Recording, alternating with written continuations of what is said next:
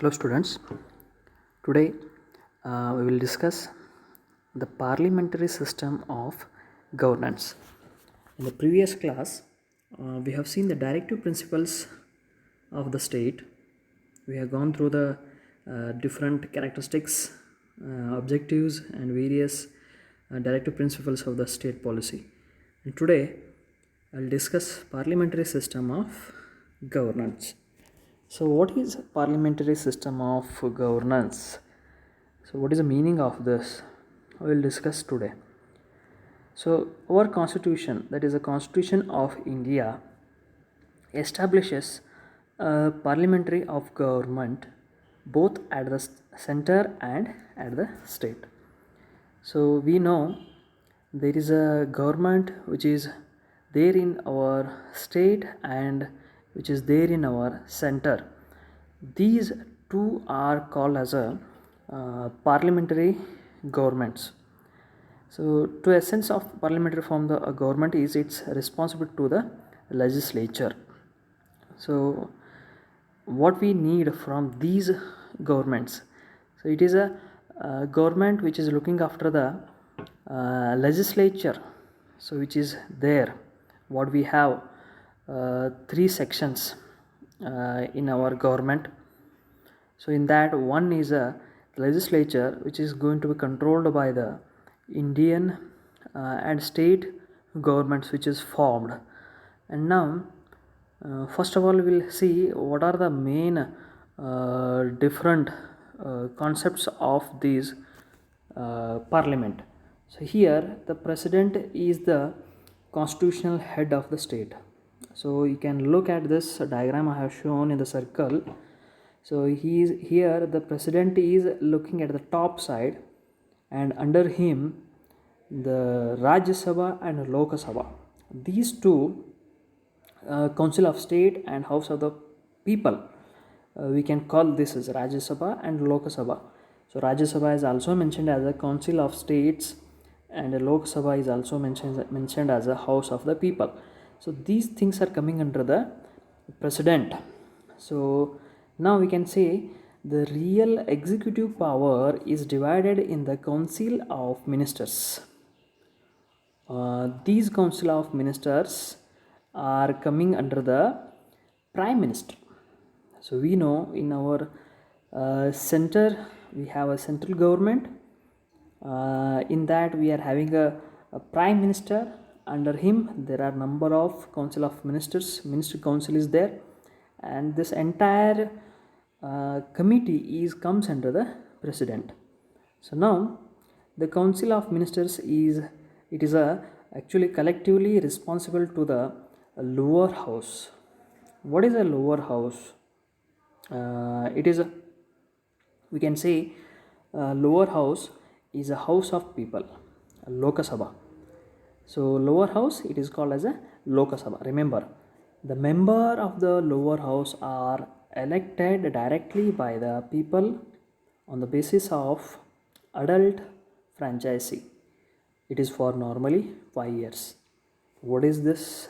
The members of the Lok Sabha, what we call? So we call them, that is the MPs, Member of Parliament. So you might have heard about this. So these people, those are elected by the adult franchisee for the year of 5 years. These people, they are going to comes under the Lok Sabha, so House of the People. And now Rajya Sabha, it is again one committee. It is called as a Council of States, and the explanation of this we'll discuss next. So I am going to show you next slide here. Now we'll discuss about what are the Rajya Sabha and Lok Sabha election procedure and how the structure looks like. Here Lok Sabha and Rajya Sabha I have divided. Now you can go through this. At the Lok Sabha we will go first. So Lok Sabha is called as a lower house, house of the people, and Rajya Sabha it is called as a upper house, council of states, permanent house also we can say. Lok Sabha, here the members are called as a MPs, so we used to elect them, that is a member of parliaments. Now see, the maximum strength of the Lok Sabha is how much? The members, how much should be there? So here they are mentioned. Total maximum strength of the Lok Sabha, it will be 552. So in that 530 members from the states. So different states, we are going to elect 530 members, and out of that 530 will be there, and 20 members from the union territories. So union territories means we already know.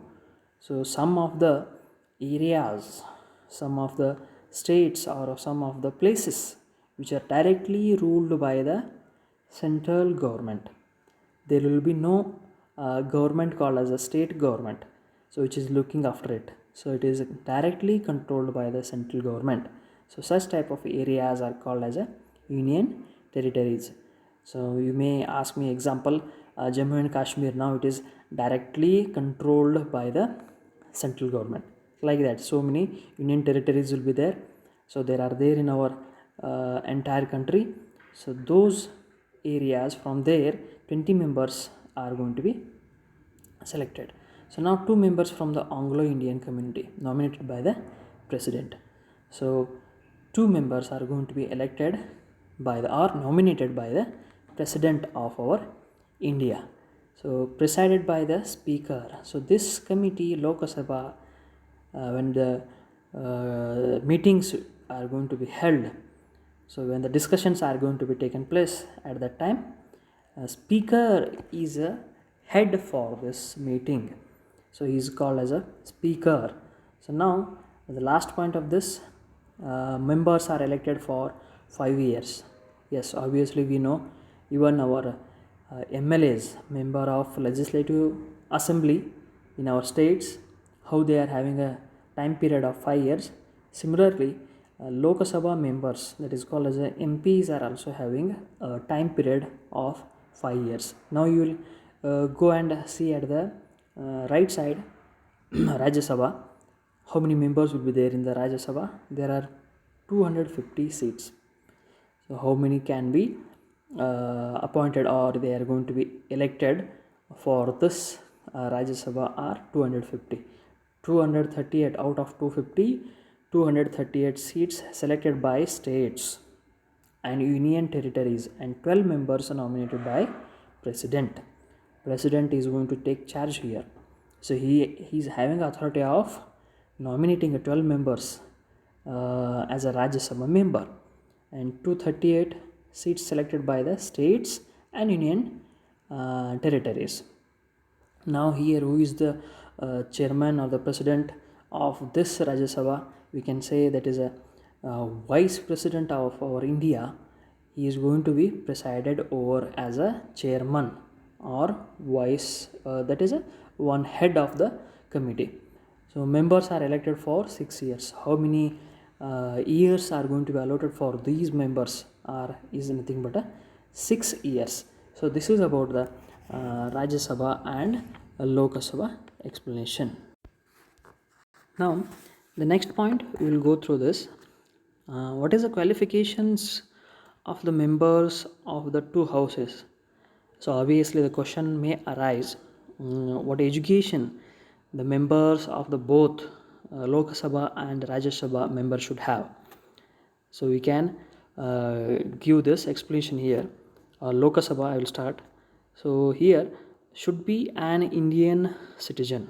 So okay, first of all, we have to say whatever the member who is getting selected for the Lok Sabha, he must be Indian citizen. So next, not less than 25 years of age. His age should be minimum 25 years. And third one, next, should not hold any salaried government job. So okay, obviously he should not do any government work, government job before he is going to be appointed as, or he is going to be elected, or elected for the Lok Sabha. he must have to give the resignation for any such type of a government salaried job. Next, should not acquire the citizenship of another country. He should not have any other country's citizenship. So he should have only Indian citizenship. Then only he is capable to stand for the elections of Lok Sabha. And the next, should be mentally sound. Okay, obviously he should be mentally, he should be strong. He should not face any mental issues, health issues. He should be good, mentally sound. Next, should not be bankrupt. Okay, bankrupt means he must have something balance, financially strong. He should be there. So next, no criminal procedures against him. So he should not do any criminal activities in histories of his this one also. He should not have any criminal background. Next, Rajya Sabha. So in the Rajya Sabha again, similar comparisons we can do here. Should be an Indian citizen. Okay, in the Rajya Sabha member also he should be an Indian citizen, and here age limit is little bit extended, not less than 30 years of age. Next, should not hold any salaries government job. Obviously it is same for the both Lok Sabha and Rajya Sabha. And next, should not acquire the citizenship of another country. Here also it is compulsorily mentioned. And again, should be mentally sound. He should be good, and again should not be bankrupt. And again last one is also same, the no criminal procedure against him. These are the minimum requirements of a single person who is going to stand, who is going to be elect for the Lok Sabha and Rajya Sabha. So this is about the explanation of our parliamentary system.